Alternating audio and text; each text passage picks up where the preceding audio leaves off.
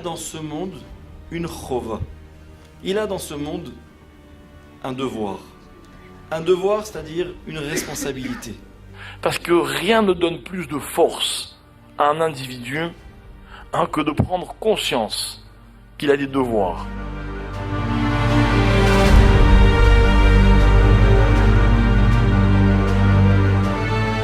Comment est-ce qu'on fait pour être rail, pour être vivant? C'est lorsque nous prenons conscience de nos responsabilités.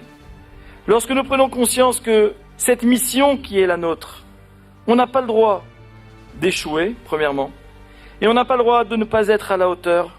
Le monde est une dimension extraordinaire, parce que le monde est un projet. On doit se battre, on doit faire les efforts nécessaires. Et ce n'est que comme ça qu'on s'appelle Chai.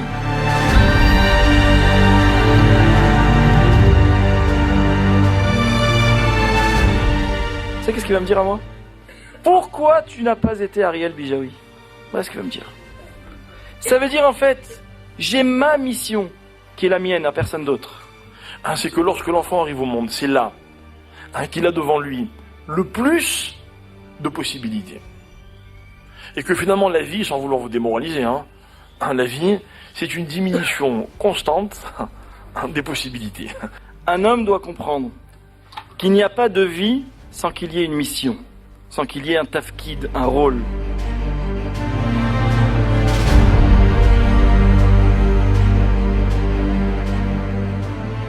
Mes chers amis, c'est mon monde.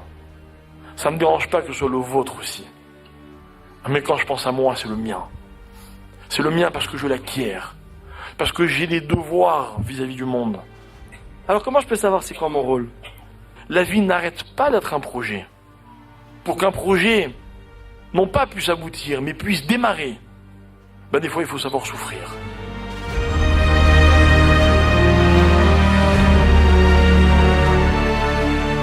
Alors essayons de voir, qu'est-ce qui est dur dans la vie? Qu'est-ce que j'ai du mal à faire? C'est peut-être là qu'on t'attend au tournant. Parce que finalement le monde, c'est un chemin. Et quand on est sur la route, on n'aime pas être arrêté sur le bas-côté. On aime être sur la voie du milieu, celle qui nous permet d'avancer, celle qui représente le meilleur moyen d'aller jusqu'à la destination. Si dans la vie, je n'ai pas de projet, de programme, alors en fait dans ma vie c'est le vide.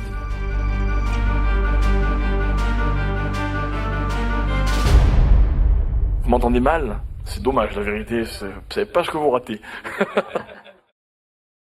Avant de commencer, j'aimerais d'abord m'excuser au nom de mon beau-frère, le Rav Yaakov Sitruk, de son retard imprévu. Il est à une choupa, un mariage, il devrait arriver, donc Bezrat Hashem, on l'attend. On va essayer ensemble donc de réfléchir au sujet tellement vaste qui a été annoncé donc dans les affiches, mais qu'on a un petit peu affiné quand on a préparé notre sujet. C'est votre mission, la Terre. Et en fait, au fond, qu'est-ce qu'on voulait dire par là? Ça faisait allusion, pour ceux qui l'ont étudié un jour, au premier chapitre du Sefer Mesilat Yesharim. Pour ceux qui ont eu la chance de l'étudier, c'est un livre, comme on dit en hébreu, Sefer Yesod, un livre fondamental du Moustar, ou dans notre tradition, rédigé par le Ramchal, Rabbi Moshe Chaim Luzzatto. Et en fait, il pose une question qui n'en est pas une, c'est qu'il va dire ainsi que le rôle de l'homme dans ce monde, c'est de savoir Mahi Chovato Be'olamo. Voilà en fait un texte en quelques mots en hébreu qui veulent dire quel est le devoir de l'homme dans son monde. Alors réfléchissons ensemble, qu'est-ce que veulent dire ces mots? C'est-à-dire déjà qu'on commence par un début, c'est déjà que l'homme a un devoir. C'est pas évident. Et en plus, ce devoir qui lui incombe, il doit le faire, le remplir, Be'olamo, dans son monde. Et en fait, il va nous dire ainsi, et il faut savoir que l'introduction de ce Sefer à elle seule vaut la peine d'être étudiée, Parce qu'il dit comme ça, qu'en réalité, tout ce qu'il va écrire dans son livre, qui est un livre conséquent de Moussar, au fond, il n'y a rien de neuf pour le lecteur nouveau de ce livre. C'est-à-dire que si vous ou moi nous ouvrons ce Sefer, le Mesilat Yesharim, au fil des pages, on ne fera qu'acquiescer et que avoir le visage de haut en bas en disant effectivement tout ce qu'il dit est vrai. Plus que ça, on dira mais qu'est-ce qu'il nous apprend? Rien du tout. Et il va nous apprendre que dans la vie on doit faire du moussar, que dans la vie on doit faire du chesed, que dans la vie on doit essayer de combattre notre yetzer hara, que dans la vie on doit essayer de courir vers la mitzvah, que dans la vie on doit, que des choses que nous tous connaissons. Pas parce que nous sommes des gens qui essayons de pratiquer la Torah, parce que ce sont d'abord des fondements de la morale. Et en plus, dans le cadre de la Torah, il y a ici des leçons donc de mitzvot. Mais en réalité, il dit une leçon qui est très forte. Et c'est mamash les premiers mots de son introduction. Il va dire ainsi, je n'ai rien à apprendre dans ce livre, si ce n'est qu'un exercice.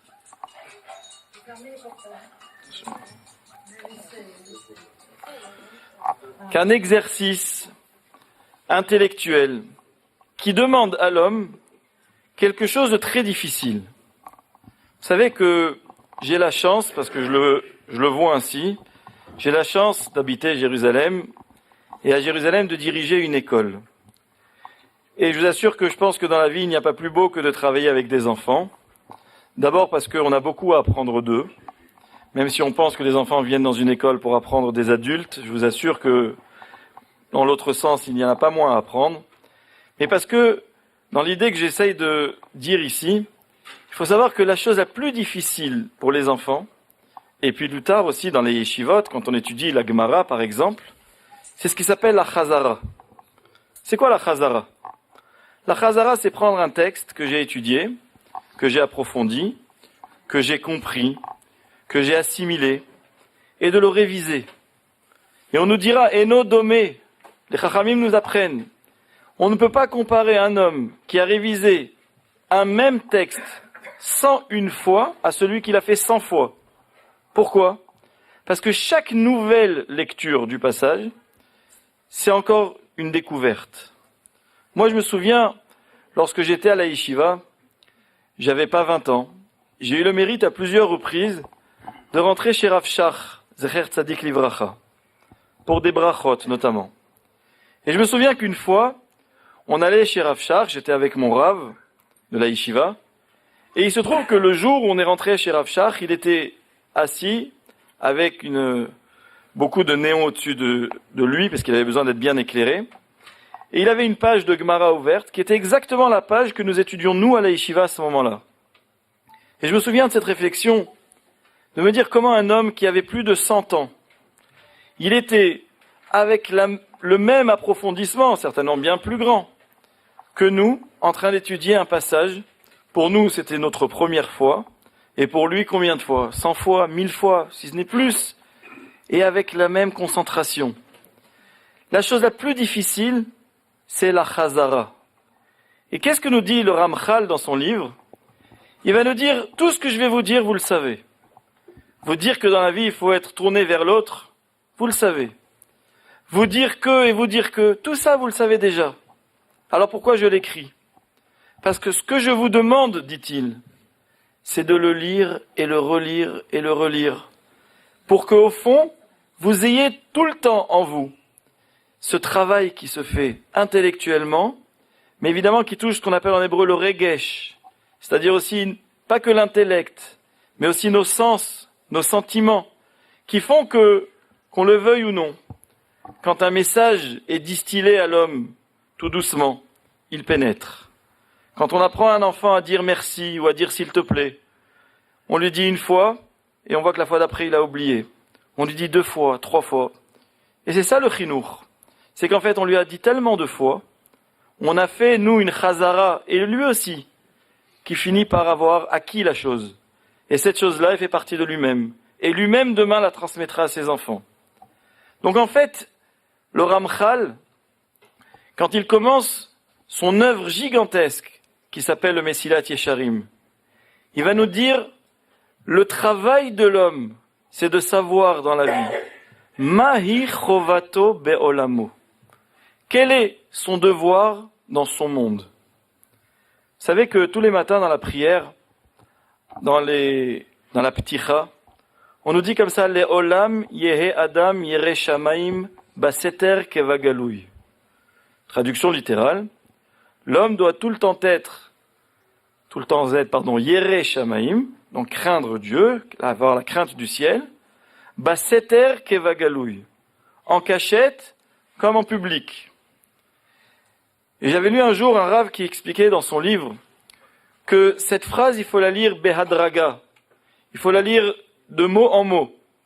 Il disait déjà, premièrement, Le'olam yehe adam.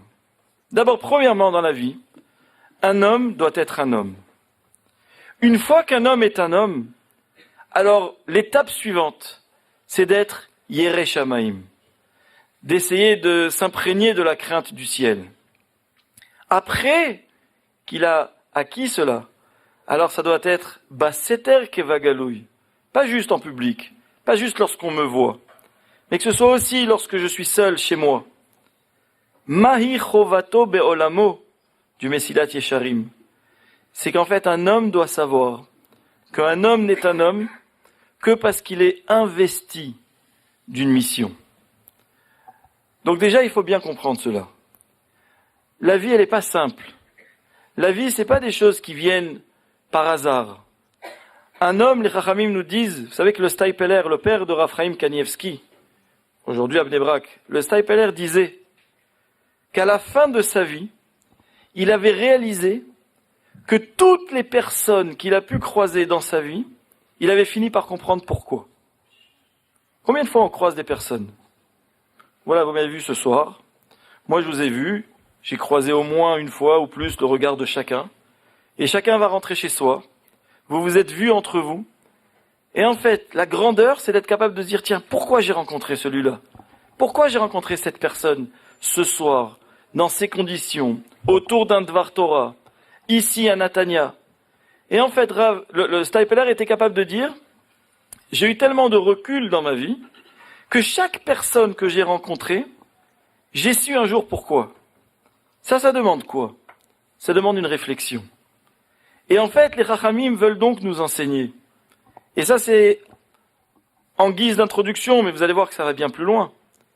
Qu'un homme, il a dans ce monde une chova. Il a dans ce monde un devoir. Un devoir, c'est-à-dire une responsabilité. Vous savez que la Gemara nous enseigne, dans plusieurs endroits, cette Gemara revient. La Gemara va nous dire, Lema dome ubar beme'e imo. Regardez ces textes de Gemara 2000 ans en arrière, qui se demandent à quoi ressemble l'embryon dans le ventre de sa mère. Alors aujourd'hui, on a l'échographie, et on peut savoir est-ce qu'il se présente bien ou pas avant la naissance, est-ce que c'est un garçon ou une fille. Cette question, la Gemara se l'est posée. Et la Gemara va nous dire, c'est extraordinaire. La Gemara nous dit, il a Yadav al-Rosho. Le bébé a les mains sur la tête. Verosho ben Birkav. Il a la tête entre ses genoux. Il est recroquevillé comme ça. Alors ça, on l'a tous vu dans les photos d'échographie. Par contre, il y a autre chose qu'on n'a pas vu. Il y a écrit Vener Dalouk al-Rosho. Vous l'avez jamais vu celui-là. Il y a une bougie allumée au-dessus de sa tête. Et il y a un malach, Shemelamdo et kol ha-Torah kula. Et il y a un ange qui lui enseigne toute la Torah. Et là, la Gemara continue et nous dit que Shehu yotze le'avir ha'olam, lorsqu'arrive le temps de la naissance, alors ba malach vesotro alpiv. Il y a un malach qui vient et qui le frappe. Rappelez-vous sur la bouche, la lèvre supérieure. Et il lui fait oublier toute la Torah. Mais la Gemara nous dit attention, umashbi'ehu. Ce malach lui fait prêter serment. Et il dit à l'enfant quoi? Écoutez bien, le serment que nous avons tous prêté à notre naissance. Il lui dit comme ça, Tihye tzadik ve'al tihye racha.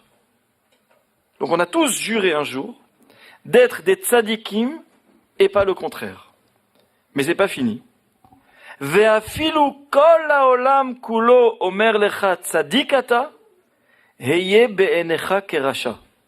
Et si le monde entier te dit, oh, quel tzadik celui-là, quel tzadik tu es, à tes yeux, reste, considère-toi comme un rachat. Voilà ce qu'on a tous promis au moment de notre naissance. Déjà, c'est intéressant. Ça veut dire que le moment de la naissance, c'est pas juste un moment où biologiquement, l'enfant est séparé de sa mère, et que c'est la joie, évidemment, et tout ce que ça représente. C'est qu'il se passe quelque chose ici, un engagement de la part de l'enfant, cette nouvelle Neshama qui arrive dans ce monde, vis-à-vis d'Akadosh Baruch Hu. Alors c'est au Malach qu'on s'adresse. Mais évidemment, la Shvuah, la promesse, l'engagement, il est vis-à-vis d'Hachem. C'est quoi? Sois un tzaddik et pas un rachat. Et dans tous les cas, même si tu es un grand tzaddik, à tes yeux, reste un rachat. Qu'est-ce que ça veut dire? Ça veut dire que dès l'instant où l'enfant arrive dans ce monde, il est investi d'une mission. Maintenant, qu'est-ce que ça veut dire être un tzaddik? C'est tellement large comme terme. En français, si on veut bien traduire le tzaddik, c'est injuste. Du mot tzedek, la justice. Qu'est-ce que ça veut dire être un tzaddik? J'aimerais, puisque rien n'est par hasard, reprendre avec vous un enseignement qu'on a cette semaine au Beth Midrash à Yerushalayim dit sur notre parashat à Shavuot. On est dans les parachiotes de Shemot. On a commencé le Sefer Shemot. Ve'ele Shemot bnei Israël haba'i Mitzrayma et Yaakov ish uveto baou. Dans ces parachiotes, on va nous parler de quoi? Galut Mitzrayim, Shibud Mitzrayim, donc l'esclavage, l'asservissement, l'exil d'Égypte. Dans les parachiotes à venir, tout le processus de Geulat Mitzrayim, la sortie d'Égypte, les 10 plaies, la traversée de la mer Rouge, tout ce qu'on connaît. Ensuite, évidemment, Matan Torah, Parashat Yitro. Et ensuite, tout le reste, c'est la suite du Matan Torah. On est d'accord? Ma'ele Misinai, Af Ele Misinai, à partir de Parashat Mishpatim, c'est tout le reste des mitzvot et la construction du Mishkan. Voilà notre livre de Shemot. Vous savez que dans les Sfarim Akdoshim, c'est-à-dire dans les livres de Kabbalah, on nous dit qu'au-delà d'un nouveau Sefer qu'on a commencé, le livre de Shemot, il y a autre chose dans cette période de l'année. Quelque chose qui s'appelle, vous en savez certainement quelque chose, les Shovavim ou bien Shovavim Tat. Alors Shovavim c'est quoi? C'est les initiales des parachiotes. Shemot, Va'era, Bo, Beshalach, Yitro, Mishpatim. Tat, c'est les deux parachiotes suivantes, Teruma, Tetzavé. Et on va nous dire qu'est-ce qu'il y a, pourquoi est-ce qu'on a pris tous ces parachiotes en trouvant leurs initiales.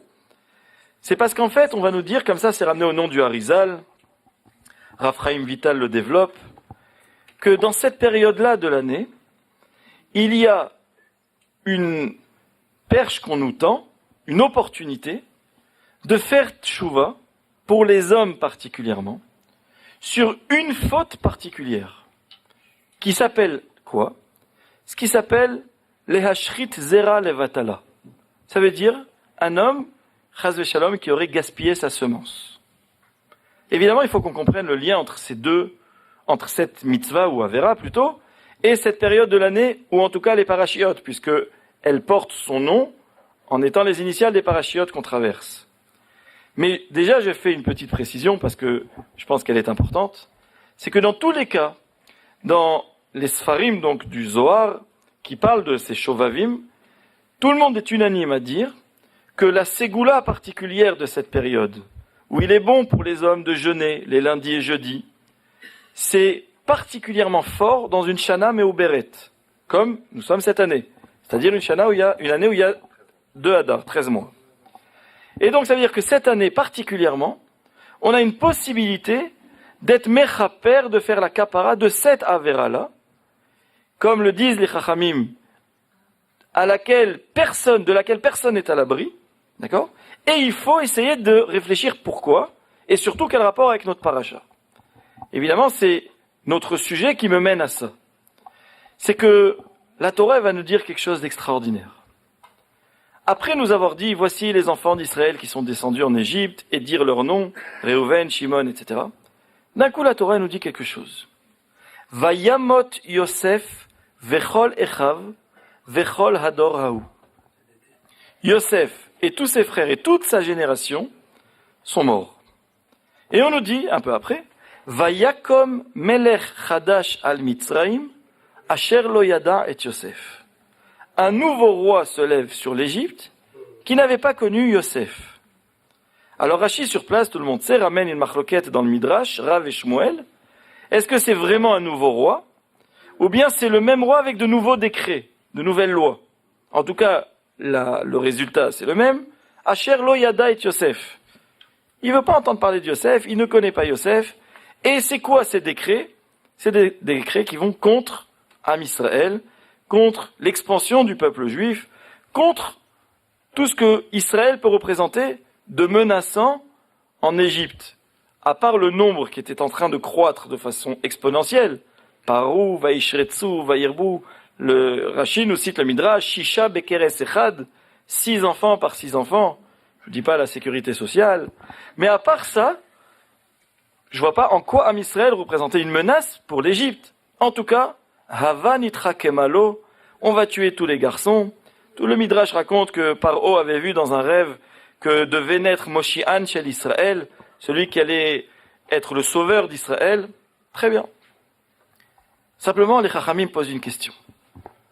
Mitzraïm, l'Égypte, a toujours été, dans la tradition, le symbole de ce qui s'appelle Metzar. Metzar, c'est quoi Metzar? Le symbole, c'est de comprendre que l'Égypte, ça représente la non-ouverture. La non-ouverture. Qu'est-ce que ça veut dire?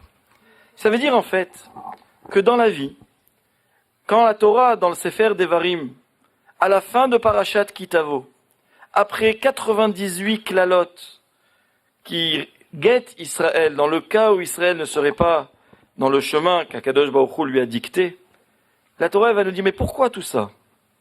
Elle nous dit pour une raison.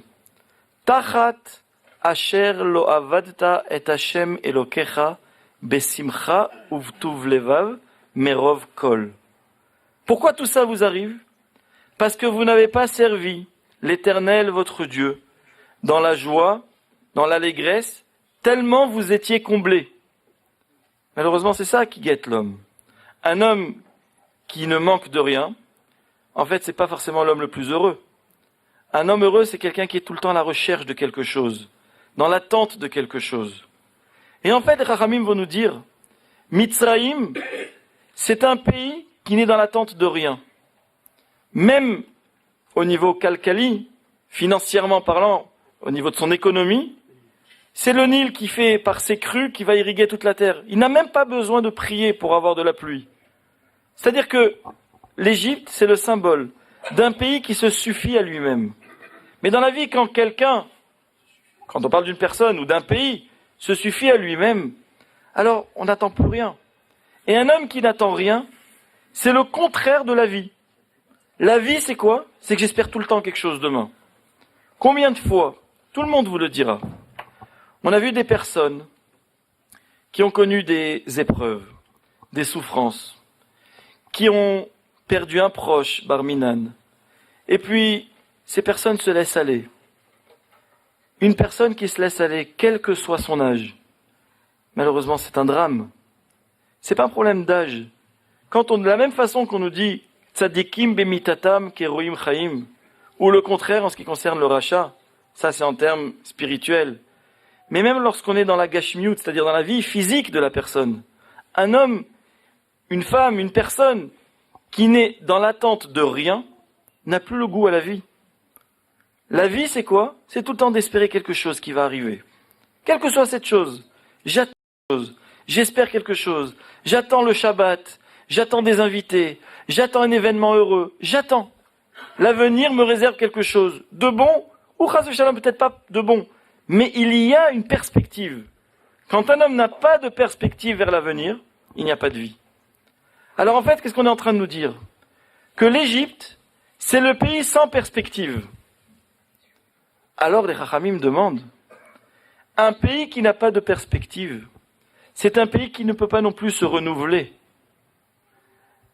C'est-à-dire que qu'est-ce que c'est en fait le chidouche dans la vie?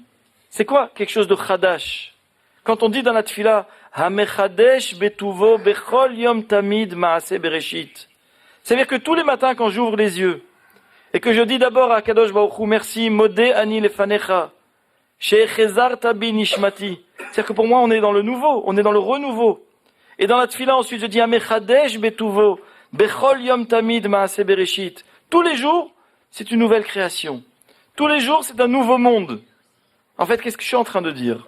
Les Chachamim vont nous dire à ce moment-là, je veux dire une chose. C'est que je suis dans la capacité de me renouveler. Donc, quand je veux me renouveler, c'est que j'attends quelque chose. Un pays qui n'attend rien ne peut pas non plus se renouveler. Et donc les Chachamim posent une question. Comment la Torah peut nous dire, au sujet de l'Égypte, puisqu'on parle de l'Égypte au début de notre paracha, Vayakom Melech Chadash. Un nouveau roi. Que lui soit nouveau, ses décrets soient nouveaux. Mais ça n'existe pas le Chidouche en Mitzrayim. On est d'accord ou pas? Ça n'existe pas, c'est contradictoire. L'Égypte, c'est un pays qui ne veut pas, qui ne conçoit pas le Chidouche. Alors comment est-ce que je peux parler ici de Melech Chadash? Et ils vont nous donner une leçon qui est évidemment dans le sens de ce qu'on est en train d'expliquer. Écoutez bien, là il faut se concentrer un instant. Mais c'est une leçon que je vous rapporte au nom du Shem Mishmuel. Pour ceux qui l'ont entendu parler, c'est un rave de la ville de Sochotchov en Pologne. D'ailleurs, dont c'est la Haskara, le Kaf Dalet Tevet, ce vendredi. J'ai eu le mérite un jour d'aller sur sa tombe en Pologne. C'est Mamash, il a dans son approche ici, en général, dans son approche des textes et des parachiotes, quelque chose d'extraordinaire, parce qu'il est le confluent entre d'un côté la famille de son père, qui était une famille de l'Itaïm, c'est-à-dire d'une étude lituanienne approfondie, comme aujourd'hui ça se fait dans le monde des yeshivot, et par sa mère, il vient d'une famille de chassidim, la lignée de Kotsk, pour ceux qui ont entendu parler. Donc en fait, il est, lui, à cette rencontre des deux, entre d'un côté l'aspect lituanien des textes, ça leur approche, et d'un autre côté, un aspect qui est beaucoup plus ésotérique, beaucoup plus chassidi. Et il dit comme ça quelque chose de très beau. Il va dire en réalité, Yosef Hatzadik, quand on a appris qu'il était toujours vivant, comment est-ce qu'on est venu annoncer ça à Yaakov Avinu?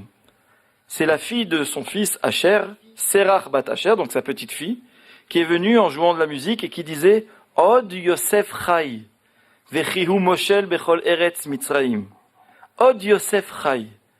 Traduction littérale, Yosef est toujours vivant. Mais les Chachamim ont compris qu'il y a quelque chose de plus profond ici.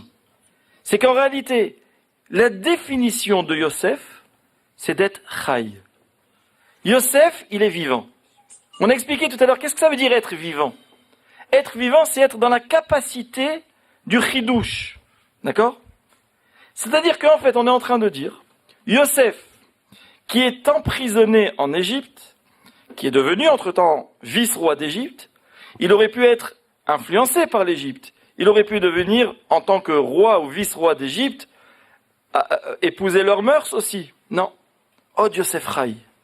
Yosef, il est vivant. Yosef, il est vivant en Égypte. Comment est-ce qu'il a fait? Les Chachamim vont nous dire, cette vie de Yosef, c'est la capacité qu'il a eue lorsque il était dans la maison de son maître Potiphar. Et qu'à maintes reprises, le Midrash raconte combien la femme de son maître essayait de le séduire et de le faire fauter avec elle. Et chaque fois, il refusait.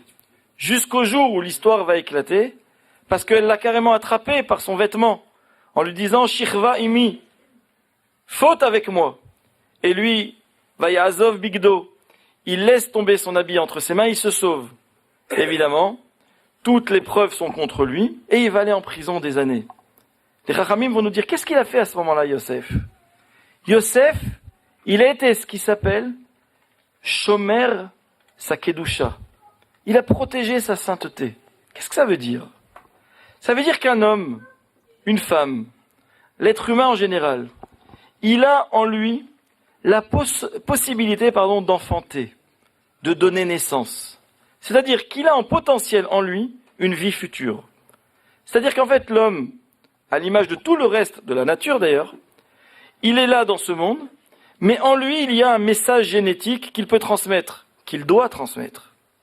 Et les Chachamim vont nous dire, un homme qui se sert de ses capacités pour gaspiller tout ça, qu'est-ce qu'il fait en fait? il prend le message qui est en lui, la vie potentielle qui est en lui, et il ne connaît pas leur valeur. Ça veut dire quoi? Ça veut dire que pour moi, le futur ne m'importe pas. Le futur, je le gaspille. Le futur, l'avenir, je lui donne pas sa valeur réelle. Et alors? Alors, les sages vont nous apprendre, ça veut dire qu'au fond, cet homme-là, il n'est pas dans la dimension de la vie. Parce que la définition de la vie, c'est d'être tourné vers le futur. D'être dans l'attente d'un renouveau. Alors regardez comment maintenant tout s'arrange d'après ce Chacham, le Shem Ishmuel. Yosef Hatzadik, qui a été capable de préserver la vie future qui est en lui, pas que la sienne. Il n'a pas voulu fauter avec cette femme. Il voulait pas un instant qu'il puisse y avoir une goutte de vie qu'il contient en lui, qui aille dans une vie qui ne doit pas être la sienne. Qu'est-ce qu'il fait? Il se sauve. Mais en se sauvant, c'est vrai qu'il finit dans une geôle égyptienne pendant des années.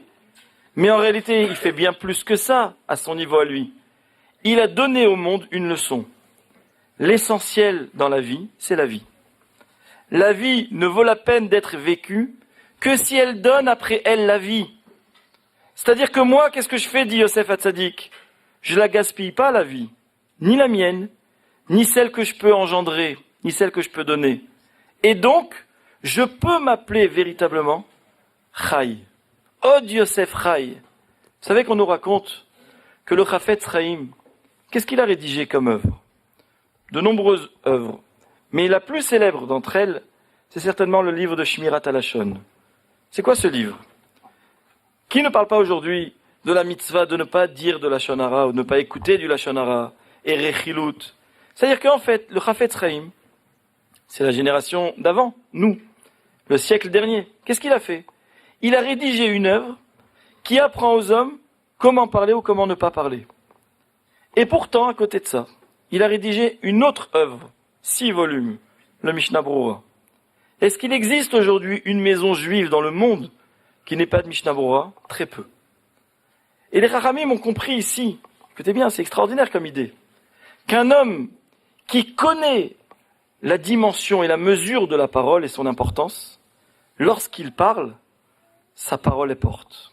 Un homme qui est capable de rédiger le Shmirat HaLashon, lorsqu'il rédige une œuvre de halacha, il n'y a pas une maison juive qu'il n'a pas dans sa maison. Pourquoi? Parce que c'est comme ça. C'est-à-dire, quand on préserve les choses, on ne les gaspille pas, on connaît leur valeur, eh bien, les choses, elles ont d'autant plus de poids et d'importance. Quand il s'agit de la parole, puisque c'est de ça là que l'on parle, eh bien, le Shmirat HaLashon, c'est ce qui m'apprend à mesurer ma parole. Lorsque cette parole, par contre, sort, alors là, elle brave tous les obstacles. Et le Chafetz Chaim allait péniblement, lui, de porte en porte, ramasser de l'argent pour rédiger son livre. Et ensuite pour le vendre. Et ensuite pour le faire connaître. Mais aujourd'hui, le Mishnah Brura, il n'y a pas d'œuvre plus célèbre. Et les Chachamim ont compris, voilà ici une leçon. C'est de comprendre que Yosef a tellement fait attention à la vie qu'il s'appelle Od Yosef Chai. Yosef, il est Chai, vivant. Alors regardez maintenant ce qui se passe. Le Midrash nous dit, et Rashi le rapporte dans notre paracha, et à la fin de la paracha précédente, que lorsque Yosef Avinu est décédé, qu'est-ce qu'ils ont fait les Béné Israël en Égypte? Ils se sont dit entre eux, arrêtons de faire la mitzvah de la Mila. Essayons de ressembler aux Égyptiens avec qui nous vivons. Et ils ont arrêté. Et d'ailleurs, d'où on le sait, c'est que dans le verset qui nous parle de la sortie d'Égypte, il y a écrit comme ça, Va'erech mitboseset bedamaïr, tout le monde sait, Va'omarlach bedamaïr chayi, Va'omarlach bedamaïr chayi. On nous parle ici des sangs, au pluriel. Les sangs de la sortie d'Égypte. De quoi est-ce qu'il s'agit? Tout le monde sait, Dam Pesach, le sang du Korban Pesach, et Dam Mila. Et le sang de la Mila, Moshe Rabbeinu a fait faire la Mila à tous les Béné Israël. Pourquoi? Parce qu'ils avaient cessé de pratiquer cette mitzvah. Cette mitzvah qui a été pratiquée durant les générations ensuite, dans tellement de Messirut Nefesh. Moi, je vais vous raconter une histoire que j'ai entendue un jour d'un Rav, qui m'avait beaucoup marqué. C'est un Rav qui disait avoir lu lui-même cette histoire pendant la Deuxième Guerre mondiale. Tout le monde sait ce qui s'est passé malheureusement pendant la Shoah. Un jour, il y avait ce Rav qui était, lui, travailleur obligatoire dans un camp de concentration des Allemands et Marchemam. Et il racontait que son travail, c'était de travailler pour faire les routes, de lever des pierres, etc. Et il était tout le temps, donc, du matin au soir, il travaillait. Et lui, il était spectateur, malheureusement, de ces convois qui arrivaient, des trains qui arrivaient donc en gare, qui déchargeaient, malheureusement, des hommes, des femmes, des enfants, qui étaient ensuite donc triés. Et une partie était tuée instantanément, l'autre ne faisait qu'attendre pour ça. Et il raconte l'histoire qu'il a le plus marquée dans sa vie. Ce Rav en question, c'est un certain Rav Shapira. Et il raconte comme ça qu'un jour, alors qu'il était en train de travailler comme ça, il entend le bruit d'un convoi qui entre en gare, avec des cris insupportables qui sortent de ces wagons. Et il se demande qu'est-ce qui se passe, et puis à peine les portes s'ouvrent, il comprend. En fait, c'était un convoi de femmes et d'enfants. Que des femmes et que des enfants. Et il y avait des enfants qui pleuraient, des femmes qui pleuraient avec eux. Et il observe juste cette scène, évidemment, impuissant, il ne peut rien faire. Et il raconte qu'à un moment, une fois que, dans la discipline allemande, il y avait donc des rangs qui étaient bien déjà organisés, d'un coup, il voit une femme qui se détache des rangs et qui se met à courir à toute vitesse vers lui. Alors lui, évidemment, se replonge dans son labeur, il ne voulait pas se faire remarquer. Et cette femme s'adresse à lui et lui dit « Tu es juif ? Oui, je suis juif. Est-ce que tu as un couteau ? Je t'en prie, est-ce que tu as un couteau ?» Alors lui, tout de suite, il dit « Mais tu sais, je sais que c'est très difficile ce que l'on vit actuellement, mais la Torah nous a déjà enseigné que Akadosh Baruch Hu nous a donné une neshama. Il n'y a que lui qui peut la reprendre, même si c'est dur ce que l'on traverse. On n'a pas le droit de se faire du mal à nous-mêmes et de nous ôter la vie. » Et elle voit qu'elle ne tira rien de lui, elle se met à courir vers un officier allemand. Du haut, comme ça, de son uniforme, il voit cette femme qui lui demande un couteau. Et lui, il est sûr que cette femme veut se suicider. Sans hésiter, il sort de sa poche un couteau, un canif qui lui ouvre, il dit « Tiens ». Et à ce moment-là, ce Rav raconte qu'il a vu qu'il voit la femme qui avait un petit sac, qui sort de ce sac toutes sortes de linge. Et après avoir défait plein de linge, elle sort de là-bas un petit bébé. Et elle dit comme ça, c'est le 8e jour après sa naissance. Elle fait les brachot et elle fait la mila à l'enfant. Et elle raconte comme ça, le Rav raconte, que cette femme a levé l'enfant au ciel. Et a dit, Hachem, tu m'as donné un enfant, je te rends un juif. Voilà ce que c'est la Messirut Nefesh pour cette mitzvah. Cette mitzvah, c'est la mitzvah en fait où on montre à Akadosh Baruch Hu, mais on enseigne autour de nous, que Od Yosef Chai. Yosef, c'est nous tous. Comment est-ce qu'on fait pour être Chai, pour être vivant? C'est lorsque nous prenons conscience de nos responsabilités. Lorsque nous prenons conscience que cette mission qui est la nôtre, on n'a pas le droit d'échouer, premièrement, et on n'a pas le droit de ne pas être à la hauteur, et on n'a surtout pas le droit de l'ignorer. On doit se battre. On doit faire les efforts nécessaires. Et ce n'est que comme ça qu'on s'appelle Chai. Et alors regardez ce qui va se passer. Lorsque les béné Israël, je reviens à eux, ont cessé en Égypte de pratiquer la mitzvah de la Mila, le texte va nous enseigner qu'à ce moment-là, qu'est-ce qui se passe dans le monde? D'abord, quand ça arrive à la mort de Yosef. Parce qu'en fait, quelque part, Yosef, de son vivant, tant qu'il est là, présent, en fait, il protège sa génération. Et il fait que son bagage de chai, de vie qui est en lui, en fait, il le dispense autour de lui. Voilà pourquoi notre responsabilité ne s'arrête pas à nous. Tout ce que l'on fait de bien ou de mal a une influence tout autour de nous. Et donc, il a ici ce bagage de chai qui le caractérise et qui fait qu'autour de lui, les hommes, sont toujours dans la perspective de l'avenir. Les hommes font attention pour l'instant à la mitzvah de la Mila. Les hommes sont dans un espoir d'une sortie rapide d'Égypte. Il n'y a pas encore d'esclavage. Yosef disparaît. La vie s'atténue un petit peu. Les béné Israël direct, qu'est-ce qu'ils disent? On arrête la Mila. Il n'y a plus rien qui nous investit dans la vie. Alors on va arrêter la Mila, c'est la première mitzvah qui est là dans le symbole de ce qui s'appelle Chai. Ah, tu arrêtes la Mila, qu'est-ce qui va se passer? Il va se passer quelque chose, nous dit le Shem Mishmuel. Et c'est là, je pense, toute l'idée de son développement. Il va se passer quelque chose de dramatique. C'est que cette vie qui était la tienne, Israël en général, grâce à Yosef, mais aussi grâce au fait que vous pratiquiez la Mila, quand elle n'est plus en vous, cette vie, elle passe chez vos ennemis. Écoutez bien. Et voilà comment la Torah va nous dire, Vayakom melech Hadash. Hadash en Égypte, du nouveau, dans un pays qui ne connaît pas la nouveauté, du nouveau de la vie, parce que nouveau ça veut dire c'est de la vie dans un pays où il n'y en a pas, le pays des mauvaises mœurs, le pays de toute l'impureté, le pays de la suffisance, du nouveau, oui. Pourquoi du nouveau? Parce que Yosef n'est plus là, parce que Am Israël ne font plus la Mila, il n'y a plus de vie. Alors, Vayakom melech Hadash. Et qu'est-ce qu'ils disent d'ailleurs? On va tuer les enfants. Ça veut dire en fait l'enfant c'est le symbole de la vie. Eh bien, on va les tuer. Ici, les Chachamim sont venus nous enseigner quelque chose de très fort.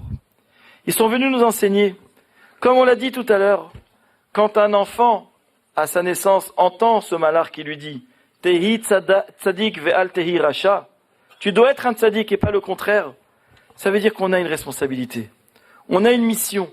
C'est quoi notre mission? Alors évidemment, ce serait trop simple de dire « Sois un bon juif. Fais les mitzvot. » Les Chachamim vont nous donner peut-être un petit patent, comme on dit en hébreu. Peut-être une petite astuce pour savoir, mais elle est où notre mission? Qui ne se pose pas cette question? On est d'accord? On est tous, vous et moi, hommes, femmes, enfants. On est lancés dans une vie, dans une tellement belle aventure, et on a tous la même Torah, 613 mitzvot, et puis au fond on sait qu'on est tous différents à la fois. Alors comment est-ce qu'on va se définir? Comment est-ce qu'on va être nous? Vous savez ce que les Chachamim nous enseignent? Que à 120 ans, quand on arrive chez Akadosh Baruch Hu, il nous voit chacun individuellement au moment à 120 ans. Et il va dire à l'homme, il va pas me demander à moi, pourquoi tu n'as pas été Rav Ovadia Yosef? Pourquoi tu n'as pas été Rav Shach? Pourquoi t'as pas été le Chazon Ish? Pourquoi t'as pas été le Ben Ishraï? Vous savez qu'est-ce qu'il va me dire à moi? Pourquoi tu n'as pas été Ariel Bijawi? Voilà ce qu'il va me dire. Ça veut dire en fait, j'ai ma mission qui est la mienne, à personne d'autre. Veten chelkenu betoratcha. On dit à Kadosh Baruch Hu, donne-nous notre part à nous dans la Torah. J'ai une part qui est à moi, à personne d'autre. Et si l'homme ne dévoile pas son chelek, personne d'autre ne le fera à sa place. Et on vient lui, Betahana, on vient le lui reprocher le moment venu. Mais où tu étais? Tu étais là pourtant. Pourquoi tu n'as pas rempli ton rôle? Alors comment je peux savoir c'est quoi mon rôle? Premièrement, les Chachamim vont nous dire, si on ferme un instant nos yeux, on fait une auto-réflexion dans nos vies, et on se remet véritablement en question. Alors évidemment, prenez bien ce que j'ai dit, véritablement en question, parce que c'est très très difficile, se remettre en question, mais véritablement. Ça veut dire faire un arrêt sur image dans ma vie. Où j'en suis? Pour de bon. Où j'en suis dans mes mitzvot ou dans mes averot? Où j'en suis dans mon ben adam la makom et dans mon ben adam la chavero? Où j'en suis? Mais si à un moment je fais vraiment cette réflexion, et que Béhémet, dans cette réflexion, il se trouve que j'ai du mal pour une certaine mitzvah. J'ai du mal. La vérité, j'ai du mal. J'arrive pas, pour un homme, à être kové haïtim la Torah. C'est dur. Je travaille. Je me lève tôt. Je me couche tard. J'ai des rendez-vous du matin au soir. J'ai des portables qui sonnent de tous les côtés. Je suis débordé. Et tu me dis dans tout ça, arrête-toi, va étudier. Je peux pas. J'arrive pas je peux pas. Je n'arrive pas. Pour une femme, je n'arrive pas à me couvrir la tête. Moi, je vais vous raconter une histoire vraie, vécue. Un jour, ça fait quelques années, pas mal d'années même, je vous ai dit, donc on a une école à Jérusalem, et puis on était en plein mois d'août, et je suis en bas de chez moi, et donc nous, vous savez, quand on est directeur d'école, le mois d'août, c'est pas un mois de vacances, c'est un mois de travail, puisqu'on prépare toujours une rentrée. Et puis je vois une voiture qui passe, qui s'arrête et qui fait marche arrière, qui s'arrête à ma hauteur, et une vitre qui se baisse. Et alors je me baisse, que je comprends qu'elle voulait me dire quelque chose. En fait, au volant, il y avait une personne que j'avais pas tout de suite reconnue, c'était un ami à moi de l'école, que j'avais pas vu depuis des années. Il me dit, oh Ariel, comment ça va? Et moi je le vois, je fais, oh comment tu vas? Bon, on discute 2 minutes, des petites retrouvailles rapides. Je lui dis, qu'est-ce que tu fais là? Il me dit, tu sais quoi, j'habite à 2 immeubles d'ici, je viens de faire ma aliyah. Ah, je fais Baruch Haba, ça fait plaisir de te voir. Be'atzlacha, ok. Jusque-là, c'est pas une très belle histoire. Mais Kitsour, quelques jours après, donc on est toujours au mois d'août, on est avant la rentrée. De nouveau, je suis en bas. Vous allez vous dire qu'il est toujours en bas celui-là, mais non, j'étais en bas par hasard. Et de nouveau, il passe. Et il s'arrête. Il me dit, oh, Ariel, je t'en supplie, j'ai besoin que tu m'aides. Je lui dis, avec plaisir, qu'est-ce que je peux faire? Il me dit, regarde, je suis allé dans plein d'écoles pour faire accepter mes enfants. On veut les accepter nulle part. Je dis, ah bon, pourquoi? Il me dit, tu comprends, on est français, Olim Khadashim, c'est très difficile. Je lui dis, ben, c'est pour ça qu'on est là, mais est-ce que tu m'as tout dit? Il me dit, non, la vérité, je te dis, franchement, là où ça a bloqué, c'est parce que ma femme, elle se couvre pas la tête. Je lui dis, ben, tu comprends, tu veux aller dans une école religieuse, et ta femme, elle a pas de kissouille roche, il y a des règles. Pourquoi tu vas dans une école comme ça? Et si tu veux, alors...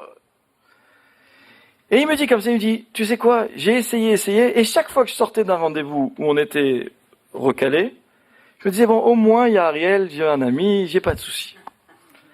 Ah, je lui dis, tu sais, Habibi, avec tout ce que j'ai beaucoup d'amitié pour toi, mais nous aussi, on est une école religieuse, et t'auras le même problème chez nous. Il me dit, ah, tu vas pas me faire ça à moi. Je lui dis, je t'assure. Et je lui dis comme ça, je lui dis, tu sais quoi, pourquoi ta femme, elle se couvre pas la tête? Il me dit, ah, c'est difficile, tu sais combien de fois je lui ai demandé, c'est très dur pour une femme. Je lui dis, je sais que c'est dur, mais il me dit, je lui ai demandé 100 fois, elle arrive pas. Je lui dis, regarde, je t'en prie, dis à ta femme de venir voir ma femme. C'est pas moi qui vais parler à ta femme de se couvrir la tête, ça se fait pas. À l'occasion, elle vient. Ok, ça s'arrête là, j'entends plus parler de lui. Jusqu'au 31 août à 8h du soir, veille de la rentrée. Je suis de nouveau en bas. Et de nouveau, il passe.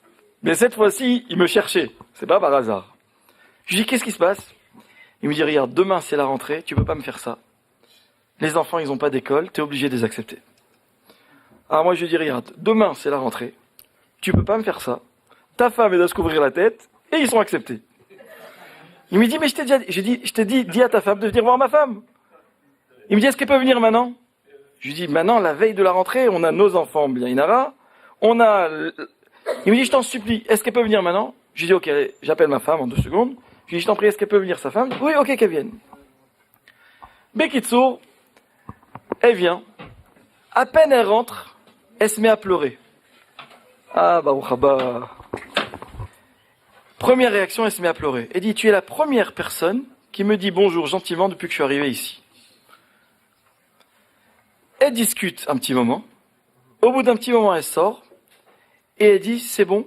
Écoutez bien, le soir même, elle a commencé à se couvrir la tête. Et jusqu'à aujourd'hui, Baruch Hashem, elle se couvre la tête. Quelque temps après, je vois son mari. Je lui dis, nous, ça va, vous êtes contents, ça se passe bien, etc. Non, pas du tout. Écoutez bien.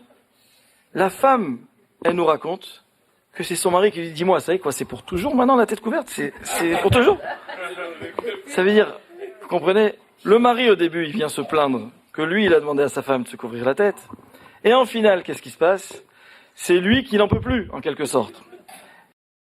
Je pense que tout ça, ça se rejoint. Se rejoint dans l'idée où Mahi Chovato Be'olamo. C'est-à-dire que dans la vie, comme on l'a dit, un homme doit comprendre qu'il n'y a pas de vie sans qu'il y ait une mission, sans qu'il y ait un tafkid, un rôle. C'est-à-dire quelque chose à faire. Comme on a dit, Veten chelkenu betoratecha. C'est moi, c'est mon chelek dans la Torah, c'est pas celui de quelqu'un d'autre. Et personne ne pourra faire ma mission. Et moi, je pourrais pas faire celle des autres. Et en fait, les Chachamim vont nous dire, voilà peut-être ce qu'on doit ici essayer de retenir. Quand on a dit tout à l'heure pour parler de Yosef Hatzadik, Od Yosef Chai, c'est que l'idée de la Chayut, l'idée du Chai, c'est qu'en fait, un homme, il est projeté vers l'avenir. Mais comment est-ce qu'on est projeté vers l'avenir? C'est quand j'ai un projet. Vous savez que notre livre, et je finirai là-dessus avant de donner la parole tout de suite au Rav, notre livre, il s'appelle Sefer Shemot. Et j'ai entendu la semaine dernière quelque chose de très beau. En hébreu, Shem, ça veut dire 2 choses contradictoires apparemment. Quand on dit par exemple, on fait une mitzvah, on dit Leshem Yichud Kutsha Berichu. Leshem mitzvat tzitzit. Leshem mitzvat. C'est-à-dire qu'on fait les choses dans une kavana, dans une intention, une ferveur. C'est-à-dire j'ai ici l'intention d'accomplir telle ou telle autre mitzvah. C'est une kavana. D'un autre côté, en hébreu, Shem, c'est la racine du mot shomem, shemama, c'est-à-dire le néant, la désolation, ce qui est vide. Et les Chachamim font remarquer quelque chose de très beau. C'est qu'en hébreu, lorsque deux mots contradictoires ont une même racine, c'est qu'en fait, c'est ou l'un ou l'autre. Et ça veut dire, en fait, je pense, en un mot, tout ce qu'on a voulu dire. C'est que si dans la vie, je n'ai pas de projet, de programme, alors en fait, dans ma vie, c'est le vide. Si je ne sais pas que tout ce que je dois faire, c'est l'échem au nom d'un projet. Quand dans la vie, quelqu'un veut arriver à quelque chose, il y arrive. Quand j'ai pas mis à moi, je me suis pas placé un objectif avec des échelons, comment y arriver, un programme, alors en fait, c'est shomem. Ma vie, elle est vide. Il n'y a pas de vie. On est dans le contraire de ce qui s'est appelé, quand on a dit tout à l'heure, Od Yosef Chai. Pourquoi est-ce qu'on dit Od Yosef Chai? Pourquoi il n'y a pas écrit dans la Torah Yosef Chai? Le Od, c'est l'idée du encore. C'est-à-dire que pour être vivant, il faut toujours être dans le plus. Pour être Chai, il faut toujours être dans l'attente de quelque chose, dans un projet, dans une volonté de réaliser, dans l'avenir quelque chose. Même si pour l'instant je fais que poser des jalons sur ma route, que faire mes petites étapes comme je peux, c'est pas grave. J'ai une perspective. Alors voilà peut-être ici ce que je voulais dire sur notre sujet, c'est justement de se dire que quand on parle de la mission d'un homme, Be'olamo dans son monde, c'est comprendre que d'abord il y en a une, c'est déjà grand. Deuxièmement, si je suis conscient que j'ai une mission, alors je vais la rechercher, cette mission. Et on a dit tout à l'heure, comment est-ce que je vais essayer de la trouver? Alors essayons de voir, qu'est-ce qui est dur dans la vie? Qu'est-ce que j'ai du mal à faire? C'est peut-être là qu'on t'attend au tournant. C'est peut-être là qu'on te dit, t'as du mal à faire ça? Vas-y. T'as du mal à faire telle ou telle mitzvah. C'est peut-être là que tu dois être ce qui s'appelle Moser Nefesh. C'est peut-être là que tu dois prouver combien tu te dépasses. Et si tu te dépasses, alors là en fait d'abord tu as une satisfaction sans limite, extraordinaire, de te dire j'ai un succès quelconque dans ce que j'ai fait, j'ai réussi. Pourquoi j'ai réussi? Parce qu'en fait j'ai fait plus que ce que je pensais pouvoir. Parce qu'en fait des capacités on en a bien plus que ce que l'on pense. Et le dernier point, et je finis vraiment là-dessus, je pense que au-delà de ces défis qu'on doit se lancer en se disant où est-ce que c'est dur et c'est là que j'investis mes forces parce que c'est peut-être ça ma mission. Évidemment, il ne faut jamais oublier qu'il y a une responsabilité qui incombe à chacun d'entre nous. Dans cette perspective de notre mission, dans cette recherche, c'est la tfila. C'est prier à Kadosh Baruch Hu. Quand je dis à Kadosh Baruch Hu, Veten chelkenu betoratecha, c'est pas une tfila que uniquement les hommes disent. Tout le monde l'a dit, cette tfila. Donc on ne parle pas que de la Torah en tant qu'étude de Torah, qui ne concerne que les hommes. On parle de la Torah en tant que rôle, en tant que vie de Torah.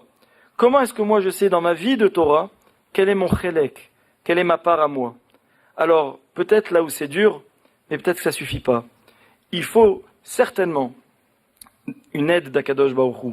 Mais comment je l'ai cette aide? Si je la sollicite d'Hachem, si je prie, si je demande à Kadosh Baruch Hu.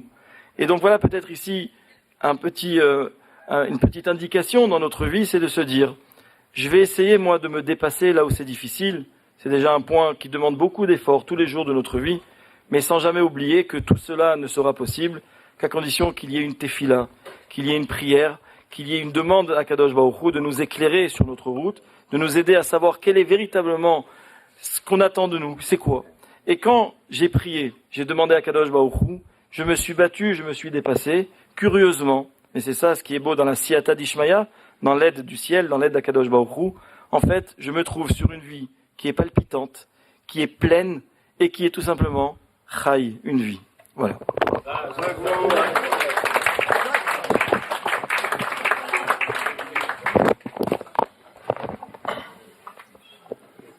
La vérité, à mon avis, il a tout dit, non?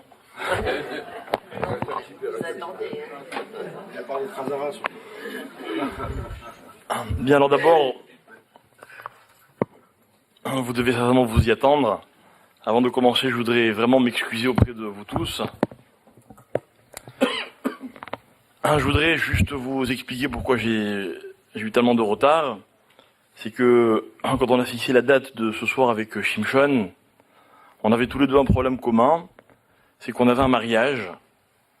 Et ce mariage, c'était donc des amis de Shimshon.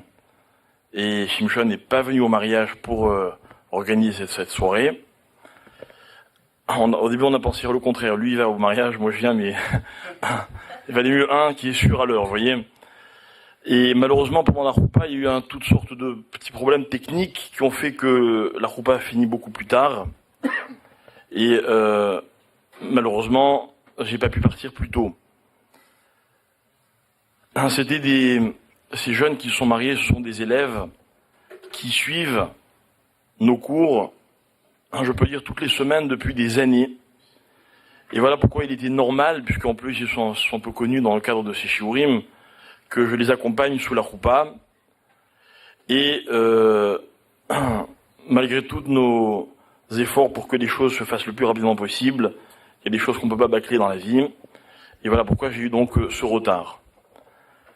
Je voudrais juste aussi vous dire qu'un peu plus tôt dans la journée, je me trouvais déjà à Natania pour un autre cours. Je suis retourné sur Jérusalem pour célébrer ce mariage et je suis revenu pour vous voir ce soir.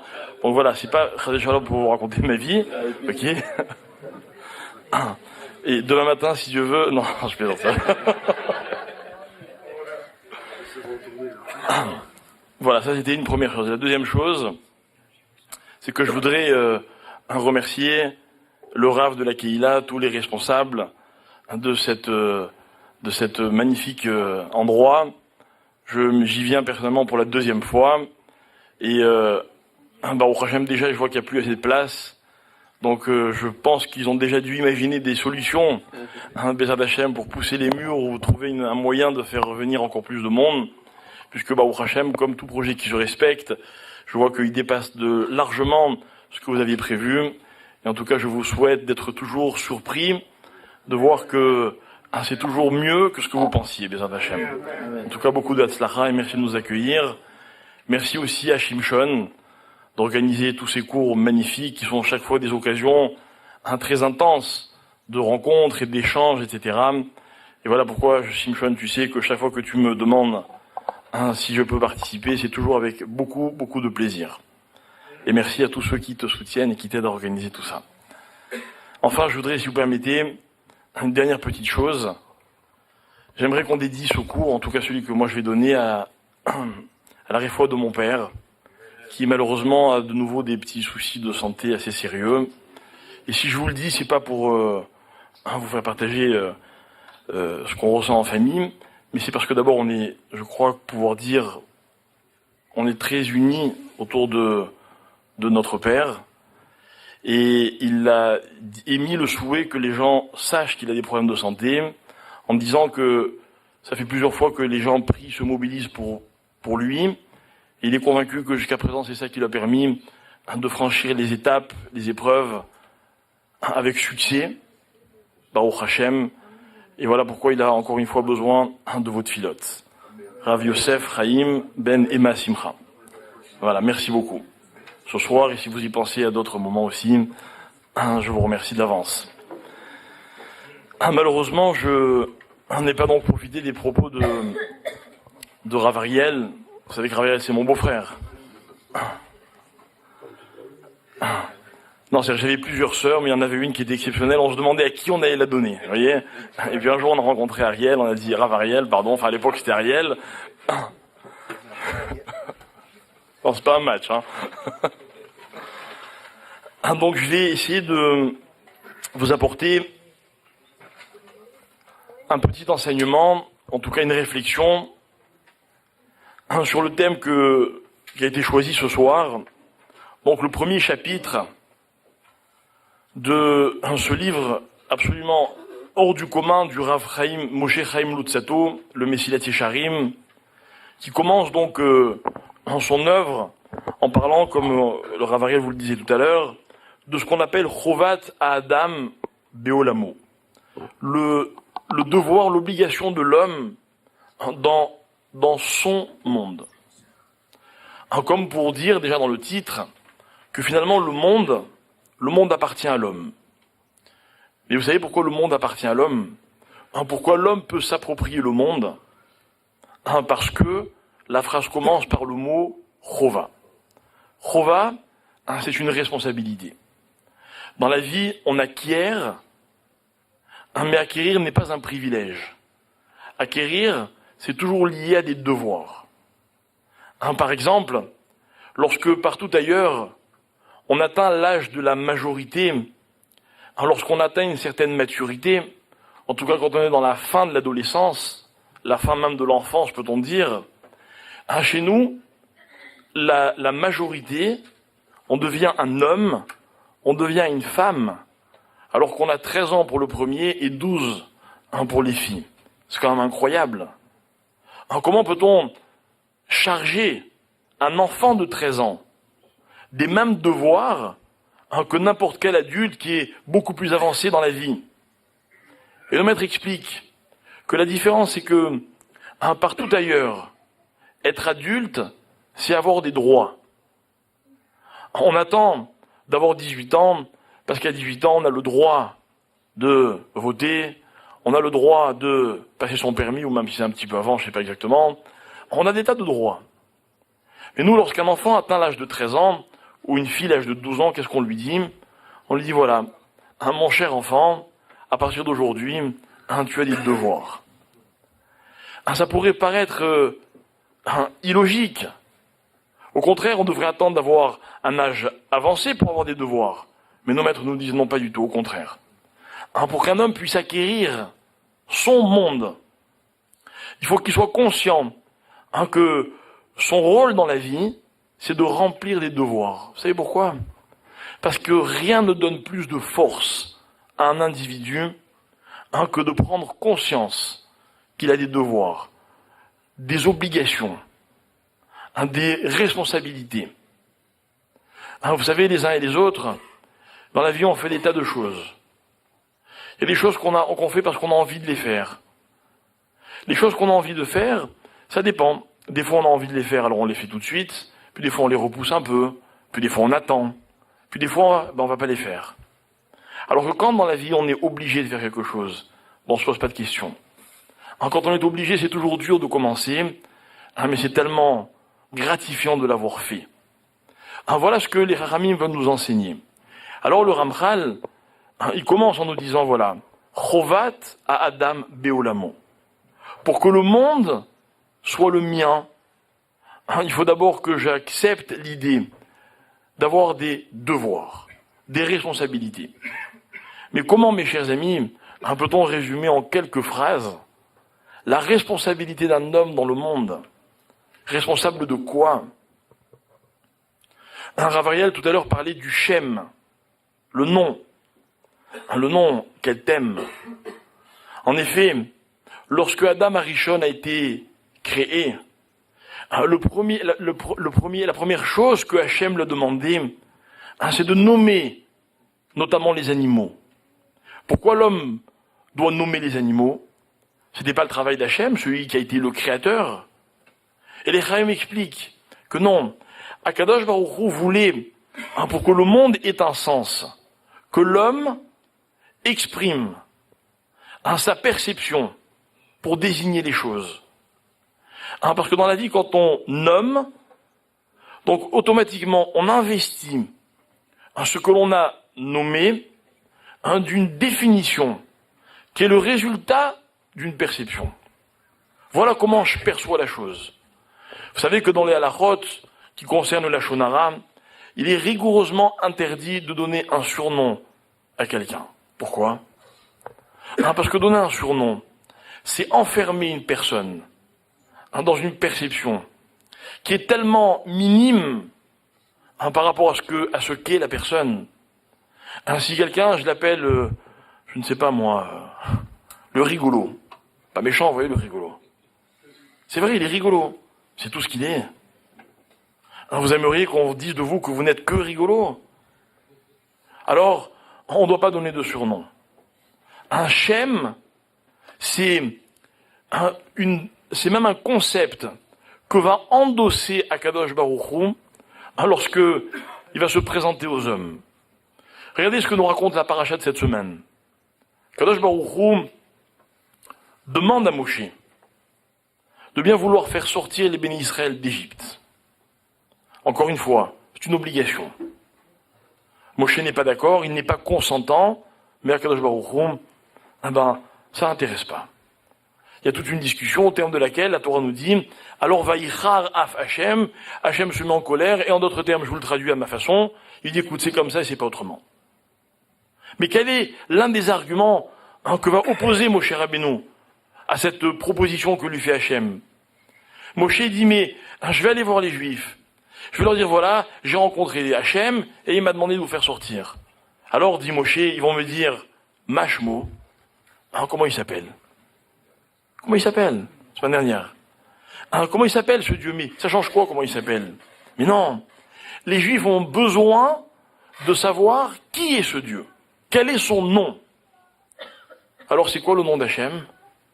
Qu'est-ce que répond Akadosh Baruch Hu à Moshe Rabbeinu? Il lui dit voilà, tu leur diras que Ekié, Asher, Ekié. On va faire attention dans la prononciation. Ça veut dire quoi Ekié, Asher, Ekié? Je serai littéralement celui que je saurai. C'est une réponse, ça. C'est une réponse. Je serai. Mais non, on veut savoir qui tu es et pas qui tu seras.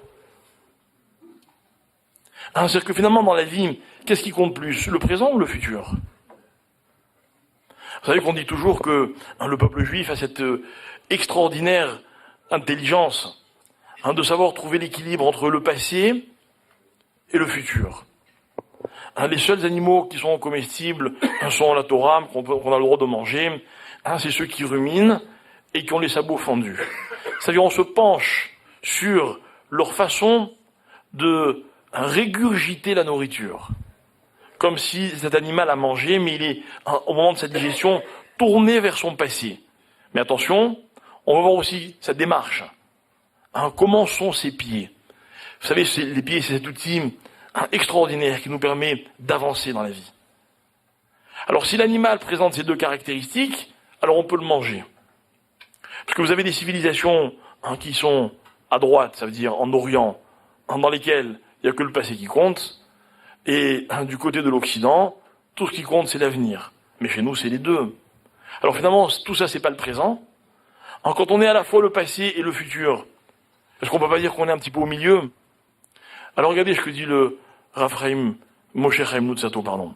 Il dit non. C'est quoi Chovat Adam Beolamo? Il dit plusieurs choses. Il dit par exemple que l'homme a le devoir, l'itraneg à l'Hachem.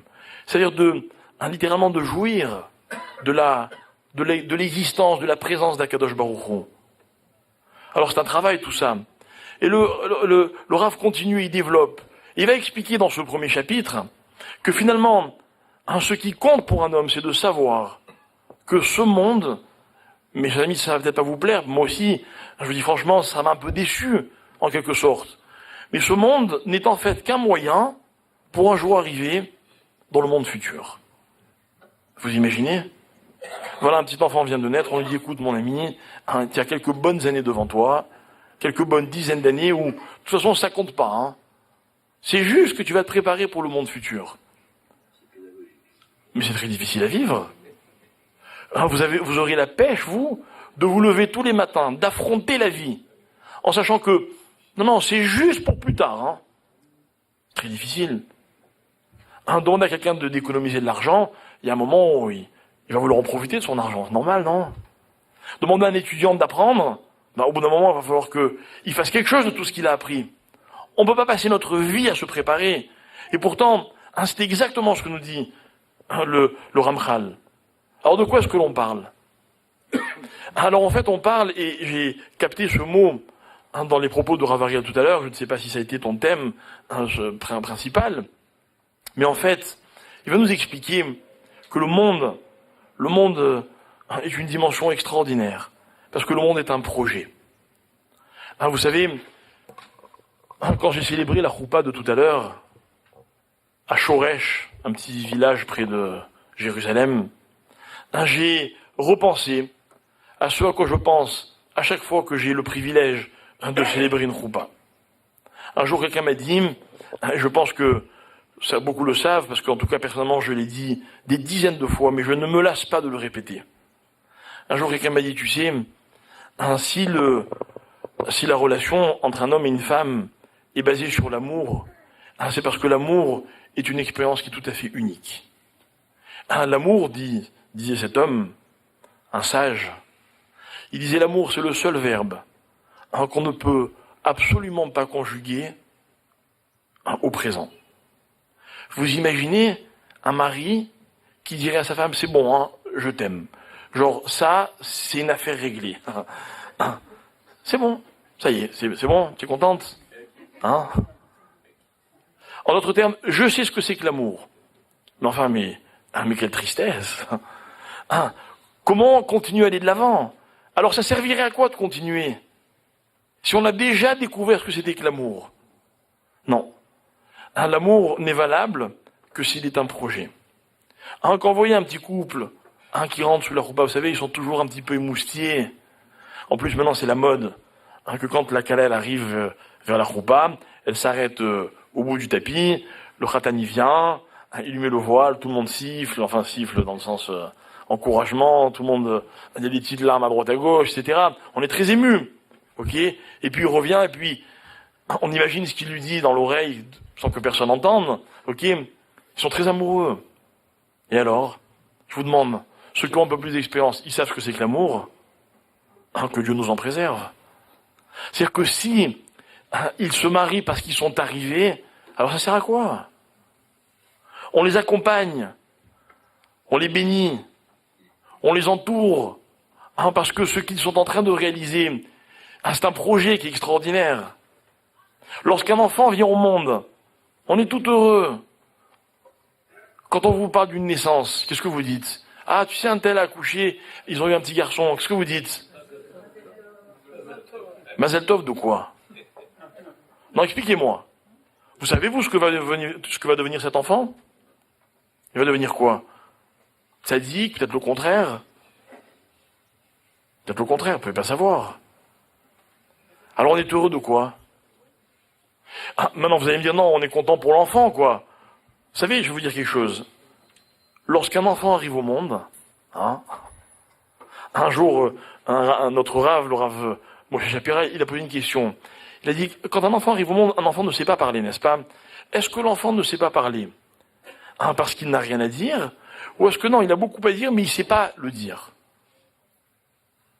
Alors, selon toutes les théories modernes, on aime se faire croire qu'en fait, l'enfant ressent des choses, pense à des choses, a beaucoup de choses à dire, mais bon, il est encore trop petit pour pouvoir les exprimer. C'est ce qu'on pense dans la Torah, que quand l'enfant arrive au monde, il n'a rien à dire. Vous savez pourquoi? Parce qu'il connaît rien. Il comprend rien. Mais rien. Il n'a aucune expérience, aucune connaissance. On va nous raconter que dans le ventre de sa maman, il étudie la Torah, mais il y a cet ange qui l'attend. Juste, au moment où il va respirer, prendre sa première inspiration, hop, et il lui fait tout oublier. Donc il connaît rien. Alors pourquoi on est content? Content de quoi? D'un être qui, pour l'instant, ne change rien au monde. Mais on dit Mazel Tov. Vous savez pourquoi? Parce que un enfant, il a une particularité, que il détient une faculté que plus jamais on détiendra autant à un autre moment de la vie. C'est que lorsque l'enfant arrive au monde, c'est là qu'il a devant lui le plus de possibilités. Et que finalement la vie, sans vouloir vous démoraliser, la vie, c'est une diminution constante des possibilités. C'est chaque minute qui passe, c'est des possibilités en moins. C'est vrai ou faux? C'est vrai. C'est terrible, Mais donc ça veut dire qu'en fait, pourquoi on dit Mazel Tov lorsqu'un enfant arrive au monde? Vous m'entendez mal? C'est dommage, la vérité, vous ne savez pas ce que vous ratez.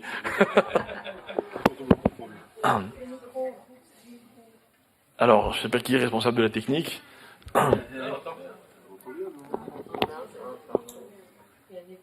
Donc nous disions que lorsqu'un enfant arrive au monde, pourquoi on est heureux? On est heureux parce que c'est le plus grand projet possible de la vie, puisque c'est le moment où il y a le plus de possibilités. Cet enfant, mes chers amis, il peut tout devenir. Tout. Donc si le raisonnement se tient, donc à quel moment on est heureux dans la vie? Au moment où la vie, elle est un projet. On est heureux lorsqu'un couple se marie parce qu'il démarre un projet. On est heureux lorsqu'on assiste à une bat mitzvah ou une bar mitzvah parce que l'enfant démarre dans sa vie d'adulte. Il faudrait juste qu'on soit conscient que toute la vie est un projet. Qu'il y a peut-être des moments dans lesquels on s'arrête et on prend conscience de la magie d'un instant donné, mais que finalement, si on s'arrêtait tous les jours de notre vie, eh bien, on ferait la fête tous les jours. Parce que la vie n'arrête pas d'être un projet, quel que soit notre âge. C'est pas parce qu'on est plus âgé, et même qu'on est très âgé, que la vie est moins un projet.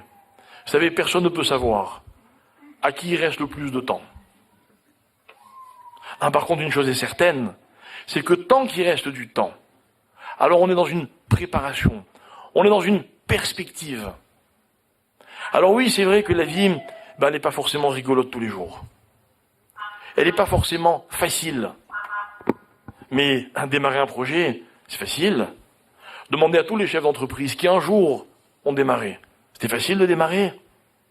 Demandez à tous les couples qui se sont mariés. Demandez à tous les présidents de synagogue qui ont un jour ouvert une synagogue. C'est facile de démarrer. C'est pas facile de démarrer. Mais en même temps, c'est tellement excitant. C'est tellement, je reprends ce que disait Laura Variel, c'est tellement chai, tellement vivant d'avoir un projet. Nos maîtres disent que quand un homme est confronté à une épreuve dans la vie, eh bien, il faut qu'il considère qu'il est exactement comme une future maman, qui porte en elle un enfant qui va naître. Alors évidemment, c'est pas facile. C'est douloureux. C'est psychologiquement perturbant. Et puis, pas plus tard que hier, je parlais avec un couple, vous voyez, où il y avait un peu de turbulence, un jeune couple. Alors la maman, elle est enceinte depuis très peu de temps, elle me dit, vous comprenez, monsieur le rabbin, c'est très perturbant tout ça, quoi. J'ai des humeurs, c'est pas facile. Puis je vous parle pas des contractions en fin de grossesse, ou en début d'ailleurs. Et je vous parle même pas de l'accouchement. Mais tout ça, mes chers amis, ça vaut la peine ou pas? Si ça valait pas la peine, on serait pas là pour en parler. C'est parce que nos mères, et toutes les mères qui ont vécu ce que je suis en train de raconter, elles savaient que pour qu'un projet, non pas puisse aboutir, mais puisse démarrer, des fois il faut savoir souffrir. Mais mes chers amis, souffrir, ce n'est pas triste. Vous savez ce que c'est que souffrir? Souffrir, c'est un sentiment qui habite celui qui considère que ce qu'il vit s'appelle chova, s'appelle obligation, s'appelle responsabilité. Vous voyez, j'ai pas parlé de difficultés. J'ai parlé de ce qu'il faut savoir supporter. Et oui, c'est vrai que si on me dit que ma vie, en fait, n'est qu'un magnifique prose d'or, pour reprendre l'expression des Pirkei Avot, un espèce de couloir qui mène vers autre chose, eh bien, on n'a en rien dégradé le sens de la vie, au contraire. La Gemara a cette phrase extraordinaire, que je sors un peu de son contexte, lorsqu'elle dit « Mishetarach be'erev Shabbat, yochal be'Shabbat ». Celui qui s'est fatigué la veille de Shabbat, quand arrive le Shabbat, il a de quoi manger. Vous connaissez l'histoire de la scie et la fourmi? C'est la même. C'est la même. Celui qui a chanté, il ne reste plus qu'à danser, vous voyez. Mais celui qui s'est fatigué, eh bien un jour viendra où il aura de quoi manger. C'est extraordinaire que la Gemara, elle parle de cette notion de chol, de profane, et cette notion de Shabbat, de Kedusha. Parce que ça veut dire, mes chers amis, que tout ce qui dans la vie est de cette dimension qui s'appelle le chol, le profane. Vous savez quelle est la particularité du profane? C'est que c'est ni bien, ni mal. Ça dépend juste vers quoi ça mène. Dans la vie, il y a des tas de choses que je suis le seul à pouvoir définir.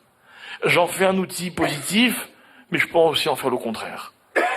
Il n'y a rien qui soit définitivement proscrit. Il n'y a rien qui soit définitivement négatif dans la Torah. Rien. La Gemara raconte dans le traité de Choulin que tous les goûts du monde sont autorisés. On raconte qu'une dame célèbre, qui était la sœur de Rabbi Chia, un chacham de la Gemara, un Amora, est allé voir son frère un jour. Il a dit, écoute, ta Torah, elle est un peu difficile. Hein. Elle a dit, ah bon, pourquoi? Elle dit, écoute, tu as vu tout ce qu'elle nous interdit?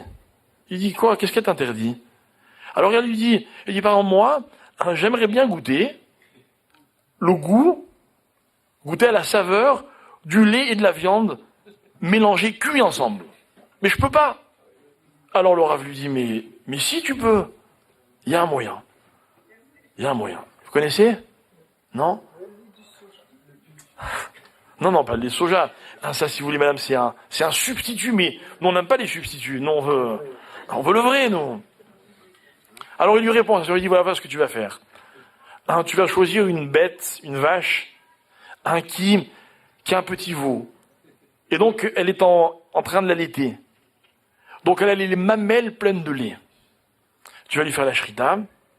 Et juste après l'avoir abattue, tu vas prendre le pis de la vache. Vous voyez ce petit bout de chair par lequel le lait passe et par lequel le veau va téter le lait de sa mère. Maintenant, le pis de la vache, il est constitué d'une chair qui est elle-même constituée de cavités. D'accord? Et ces cavités, donc, sont remplies de lait. Il est impossible d'en extraire complètement le lait qui s'y trouve. Alors que faire? Et la Gemara, elle explique. Et elle dit, et on le coupe chétiv et rêve, c'est-à-dire dans les deux sens, taro bakotel, on le tape contre le mur. Donc on extrait ce qu'on peut extraire, mais on sait qu'il va rester du lait, mais ce lait, on a le droit de le prendre avec cette viande-là, de le mettre dans une casserole et de manger le tout. Donc on aura le lait et la viande. Ça dépend des avis. Ok? Mais vous savez quoi? Même grillé. Mais je crois pas que ce soit grillé. Il me semble qu'on peut même le cuire. Ok? Un grillé, c'est quand il s'agit du sang, si je me trompe pas. Ok? Vous voyez? Alors elle continue, elle dit oui d'accord, bon allez, ok, va pour le lait et la viande. Et le cochon? J'ai envie de goûter du cochon. Alors le Rabbi Chia lui dit, il n'y a pas de problème. Il y a un certain poisson, quand on le cuit dans une sauce particulière et qu'on prend cette sauce-là, elle a le goût du chazir. Alors elle lui dit, mais comment tu sais? Comment je vais goûter, mais comment je vais savoir que c'est ça le chazir? Alors la Gemara a dit qu'ils ont fait cuire le poisson comme il se devait. On a appelé un goy, et on lui a dit, dis-moi, ça a le goût de quoi? Et il a goûté, il a dit, c'est incroyable. C'est le goût du chazir. D'accord? Et il y a encore d'autres questions que soulève cette femme, et à chaque fois, le Rav, il a une réponse.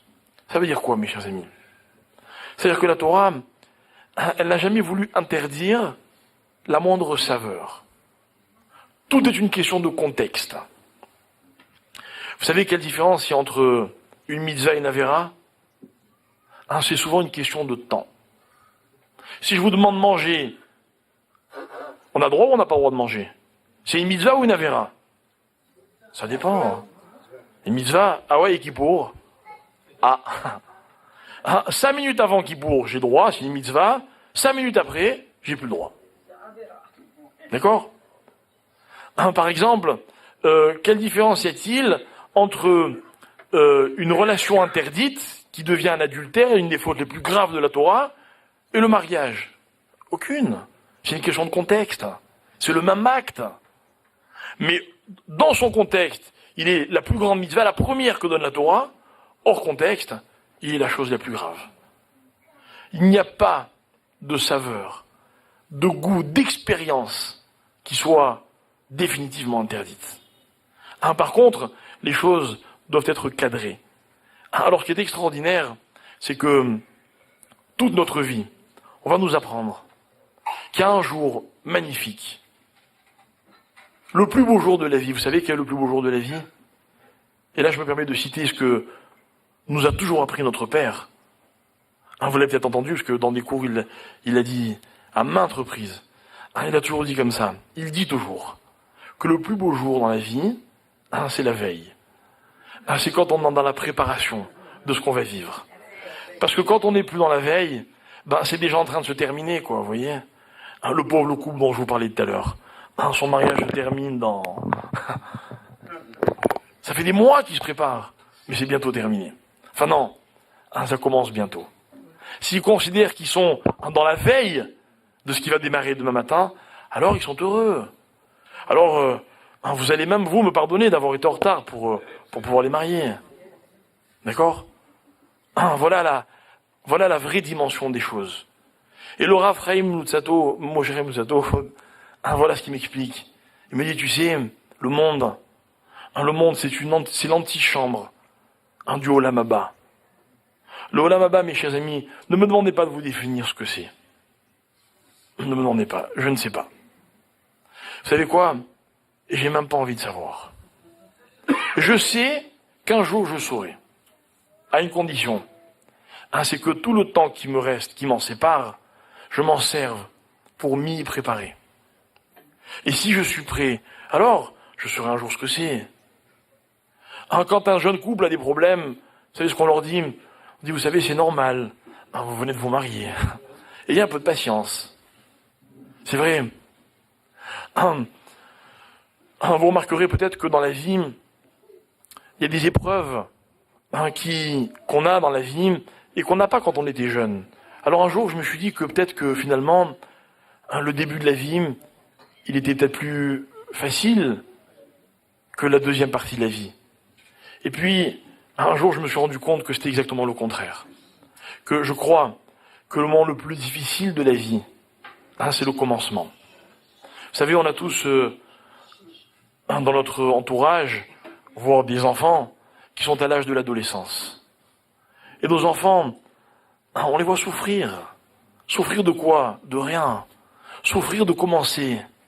Souffrir de comprendre ce que c'est que la vie. De comprendre qu'il faut savoir attendre. Un adolescent, par définition, il a envie de tout de suite. Et quand vous lui dites, attends mon fils, ça, tu vas y arriver, mais pas tout de suite. Il a l'impression qu'on lui parle chinois. Il a l'impression qu'on lui veut du mal. Il a l'impression qu'on ne le comprend pas. Or, c'est tout le contraire. On veut qu'il soit heureux. Mais pour qu'il soit heureux, il faut qu'il attende. Et quand on arrive à passer ce cap dans la vie, après ça ne change pas.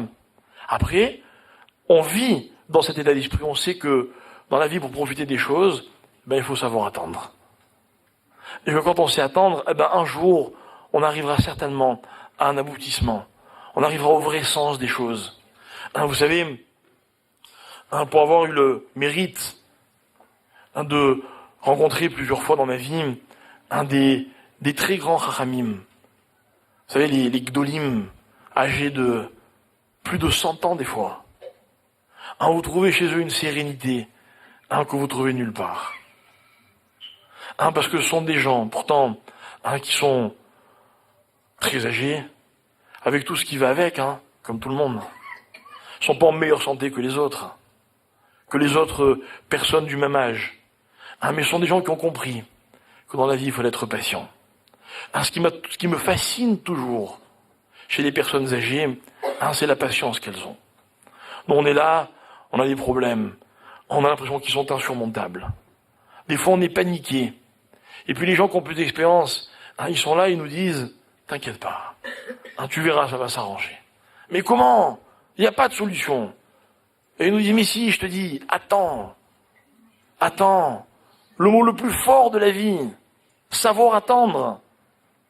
Mais mesdames, vous qui parmi celles qui sont ici, qui avaient été enceintes, on ne pourrait pas faire ça un peu plus vite. Pourquoi 9 mois 9 mois de galère. Parce que il faut savoir attendre. Et je me rappelle qu'un jour, lorsque ma femme était enceinte, j'avais dit devant mon oncle qui est médecin, j'avais dit, là, si ça pouvait aller un peu plus vite, peut-être qu'elle n'ira pas jusqu'au bout. Qu'est-ce que j'ai pris ? Il m'a dit, mais t'es fou, ça va pas. Mais tu sais ce que chaque jour représente pour un bébé à naître dans le ventre de sa mère, c'était pas un message forcément de Torah.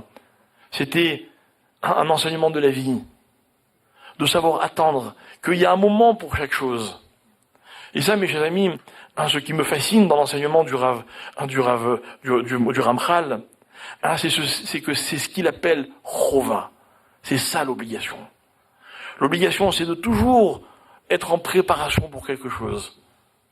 Alors tout ce qui va suivre dans le Sefer qui est le nôtre, qui nous réunit ce soir, donc tous les autres cours qui vont être organisés, vont être une explication de ce que le Ramchal pose comme base dans ce premier chapitre.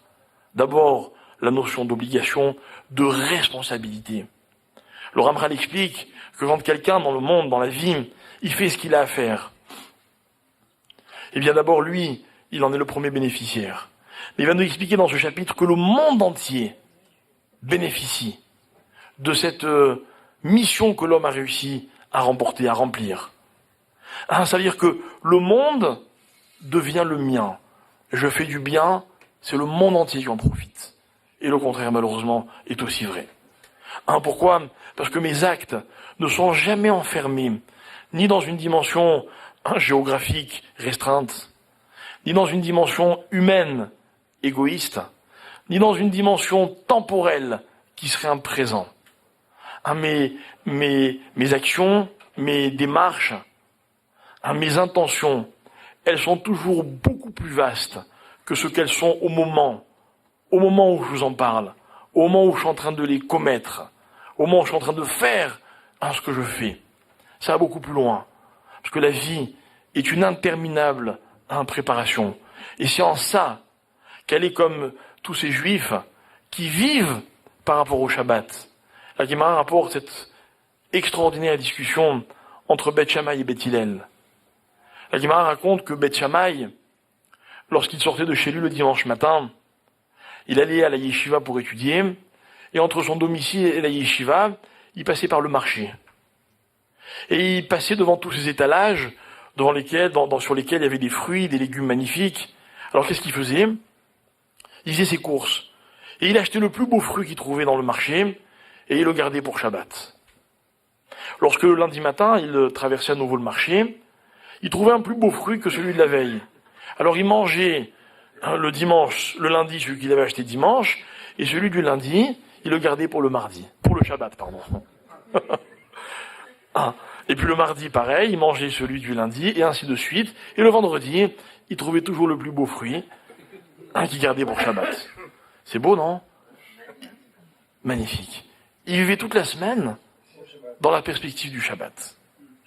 Mais Beth Hillel, nous raconte la Gemara, lorsque le dimanche matin, il traverse le marché pour aller à la yeshiva, et il trouvait le plus beau fruit qu'il y avait dans le marché, je ne sais pas qui passait le premier, mais peu importe, ok, il achetait, et il le mangeait, le dimanche.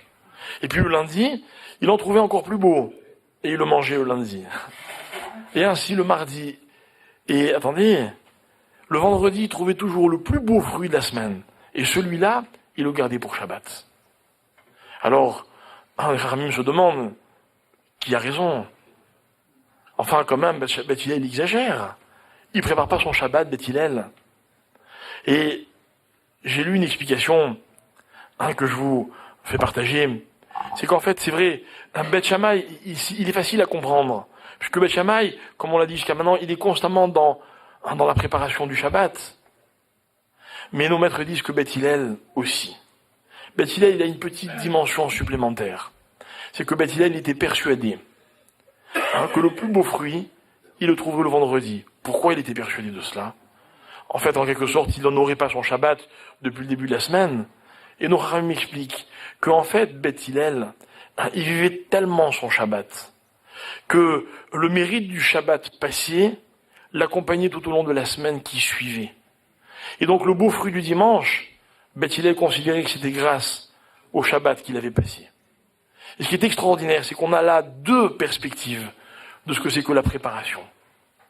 Et que mes chers amis, si de nos jours la halakha est comme Beth Hillel, c'est pour nous dire la chose suivante. C'est que le mérite du dimanche, il est grâce au jour qui a précédé. En l'occurrence, c'est un Shabbat. Mais le mérite de ce que vous allez manger lundi, ok, provient de ce que vous avez fait le dimanche. Et attention, parce que grâce à lundi, vous pourrez manger mardi, et ainsi de suite. Et Beth Hillel, c'est comme ça que lui, il percevait toute cette idée de la préparation. Alors mes chers amis, c'était une lecture de ce premier chapitre extraordinaire du Messilat Yesharim, dans lequel on veut nous apprendre que finalement, comme on l'a dit tout simplement tout à l'heure, le plus beau jour, c'est la veille. Et libre à moi de considérer que ma vie est une succession de veilles. Que tous les jours, j'ai envie que ce soit la veille de quelque chose. Que c'est pas parce que je suis marié depuis X années que je ne suis pas dans la veille du premier jour de ma vie d'homme marié. Et que c'est pas parce que ça fait longtemps que je suis plus un adolescent que je ne suis pas à l'aube de ma vie. Et que ça dépend pas du temps qui me reste. Ça dépend de la façon dont je vis les événements, qui ont l'air d'être un présent, mais qui sont beaucoup plus qu'un présent. Parce que c'est grâce à ça que le monde m'appartient. C'est grâce à ça que le Ramchal disait, en parlant de moi, Adam, que le monde, il est olamo. Mes chers amis, c'est mon monde. Ça ne me dérange pas que ce soit le vôtre aussi. Mais quand je pense à moi, c'est le mien. C'est le mien parce que je l'acquiers. Parce que j'ai des devoirs vis-à-vis du monde. J'ai des devoirs vis-à-vis des autres.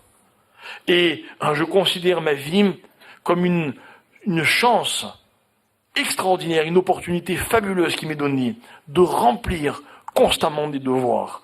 C'est ce qu'on a voulu m'apprendre le jour de ma bar mitzvah. J'étais un peu jeune pour le comprendre. Ok, voilà pourquoi le temps qui passe depuis me sert à mieux comprendre quelle était cette dimension de ce que c'est que l'âge adulte, de ce que c'est que la responsabilité d'un homme. Dans la vie, mes chers amis, on passe notre temps à s'engager. À s'engager. Je ne dis pas qu'on tient tous ces engagements. Moi, j'avais promis d'être là à 21h ce soir. J'ai pas été là à 21h, mais je suis venu quand même. Vous voyez? Dans la vie, c'est-à-dire que on se met des engagements, et puis après, on doit les tenir. Mais si on se met pas des engagements, on ferait rien dans la vie. Voilà ce que c'est Olamo. Alors le Rav Chaim Moshe Chaim Luzzatto, avant de commencer le premier chapitre, la dernière phrase de son introduction, ce sera un verset dans le psaume 86, dans lequel il est dit Or eni Hashem darkecha a'aler ba'amitecha. Montre-moi, Kadosh Baruch Hu, tes chemins, et je marcherai dans ta vérité. Parce que finalement, le monde, c'est un chemin. Et quand on est sur la route, on n'aime pas être arrêté sur le bas-côté. On aime être sur la voie du milieu, celle qui nous permet d'avancer, celle qui représente le meilleur moyen d'aller jusqu'à la destination. On aime bien, quand on est sur l'autoroute, voir des panneaux pour savoir combien de kilomètres il reste jusqu'à notre destination. Vous voyez, ça nous encourage à aller un peu plus vite. Voilà ce que c'est que la vie. La vie, c'est 613 mitzvot qui sont comme des panneaux constamment pour me dire « prends à droite, prends à gauche ». Bien avant que le GPS n'existe. Ok. Avant le GPS, il y avait une voix qui était celle de Moshe Rabbeinu, qui disait ce que Hachem l'avait dicté. Attention à la prochaine intersection, ne prenez surtout pas à gauche, prenez à droite. C'est comme ça qu'on remplit ses fonctions, ses chovot, ses obligations, ses responsabilités, et qu'on est des conquérants du monde, parce que on le vaut bien, parce que on le mérite, et en un mot, et ce sera le dernier, parce que on en est capable. Voilà, merci beaucoup.